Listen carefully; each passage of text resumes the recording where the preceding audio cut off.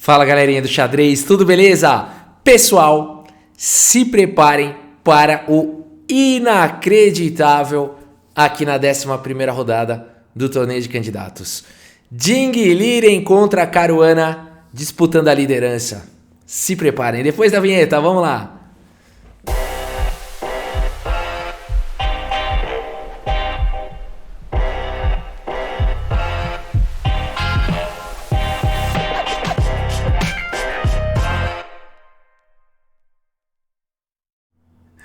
Galera, esse torneio tá pegando fogo. O Nepo venceu hoje, tá com 8 pontos. E aqui a gente tem Caruana e Ding Liren, cada um com 5,5 pontos, lutando aqui. Se alguém vencer, vai para 6,5 pontos, fica mais próximo ali do Nepo. Apesar de que tá perto, mas tá longe, né?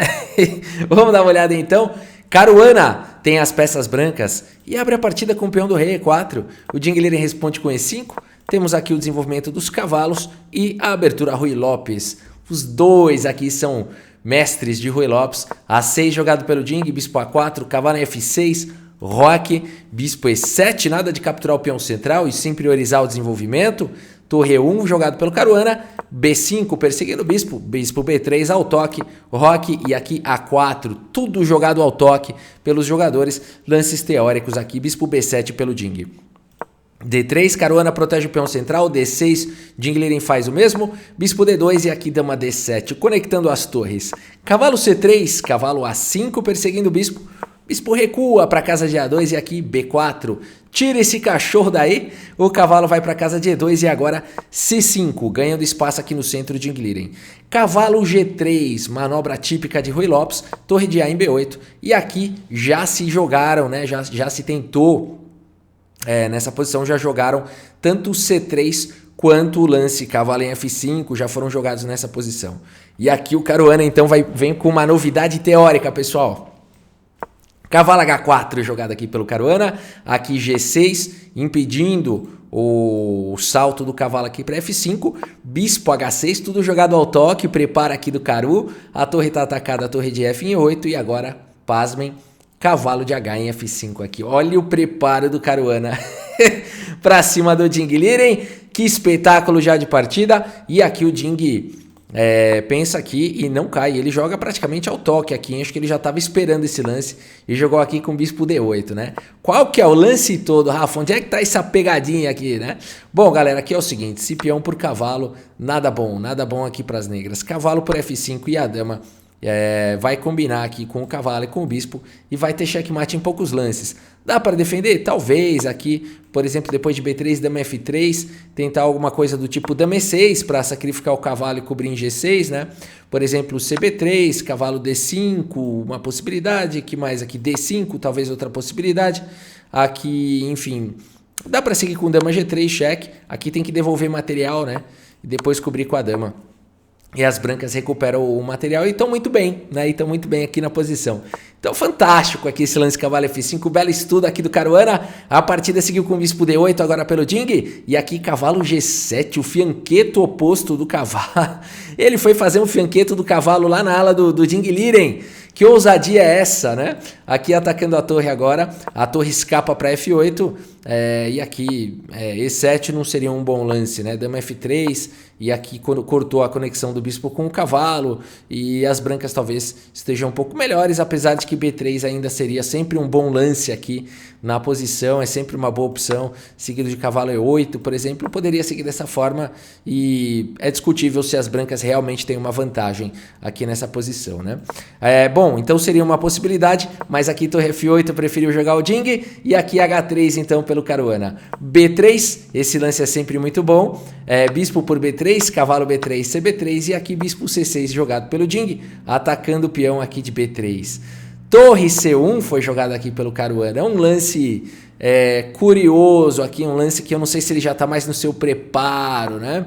Aqui o Ding vai jogando muito preciso e esse lance ele inibe a dama, né? Torre B8 de certa forma inibiu a dama, mas dama F3 seria ainda assim um bom lance, né? Depois de, por exemplo, torre por B3 poderia seguir com cavalo F5, mais uma vez atacando aqui a torre. E se a torre sai, dá até para ficar dando perpétua aqui, já que tá com peão a menos, né? tomar o cavalo não seria uma boa coisa, mais uma vez, sempre tem aqueles temas todos de ataque e as brancas ficariam muito bem, né? Então seria uma possibilidade aqui do Caruana, se ele quisesse um quick draw, né? Jogar um dama F3 aí. Mas ele preferiu jogar com torre C1 e agora rei H8 aqui pelo Ding. Um lance que exclama, né? Dando a casa de G8 aqui para a torre. Então agora a hora de atacar essa torre é agora ou nunca. Cavalo E6 aqui pelo Caruana, atacando a torre aqui em F8, né? Um cavalo valente aqui no meio de todo mundo. E aqui o Ding vai para um lance brilhante nessa posição. Ele vai para o lance dama por cavalo, deixando aqui a torre. E depois então de bispo por F8, bispo A5. Que sequência bem pensada do Ding Liren, né? A sequência muito bem pensada. O Caruana volta ao bispo então, vai para H6 e agora bispo por E1 recupera o material, dama por E1 e no final das contas, olha quem tá caindo, o peão de B3. Esse Ding enxerga longe demais, gente. Esse Ding Liren enxerga longe demais e agora ele tem um peão a mais aqui contra o Caruana. Dama em A5 tentando recuperar aqui material, pressionando o peão. Ding Liren na maior frieza, cobre a fileira do fundo, cavalo G8 atacando o bispo vem para E3 e agora bispo B7 protegeu o peão. A torre protegendo o bispo. Dama D2 foi jogado F6 e aqui F4. Será que o Ding vai conseguir ganhar com esse peão a mais? E por F4, bispo por F4, G5 ataca o bispo recua aqui para E3 e dama centraliza aqui na casa de E5 pressionando o peão de B2. Cavalo em F5 contra-jogo aqui do Caruana, olha que emocionante, né? E aqui é o seguinte, pessoal, a posição é perigosa, né? A posição é perigosa, por exemplo, aqui se você jogasse um torre por B2, tá vindo o cavalo por D6 aqui e as brancas têm um ataque muito, muito perigoso, né? Se dama por D6, dama por B2 e aqui melhor para o Caruana, né? Então não dá para vacilar aqui, o Ding Liren segue aqui com cavalo em E7 e agora cavalo por E7 foi jogado dama por E7 e dama C2, o Caruana vai atacando aqui, a torre está atacada agora, a torre B6, torre F1, Ding Liren traz o rei com rei G7 e aqui A5, mais uma vez perseguindo a torre. O Caruana tem um peão a menos, mas ele está jogando aqui firme. Torre C6 foi jogada e agora bispo D2. É um lance interessante, no entanto talvez B4 direto aqui fosse possível também nessa posição, não parece um bom lance, né? Eu falo, mas esse lance não pode ser bom. Aqui esse peão toma dama D2, por exemplo, ou dama F2, você fala, mas por que esse lance foi bom, né? De fato ele abre linhas aqui para as peças poderem jogar, por exemplo aqui D5, E por D5, enfim, que lance vai jogar aqui, né? Torre C8, por exemplo, tá vindo o bispo D4 com forte ataque, torre F8, H4, enfim, as brancas têm um forte contra-jogo, né?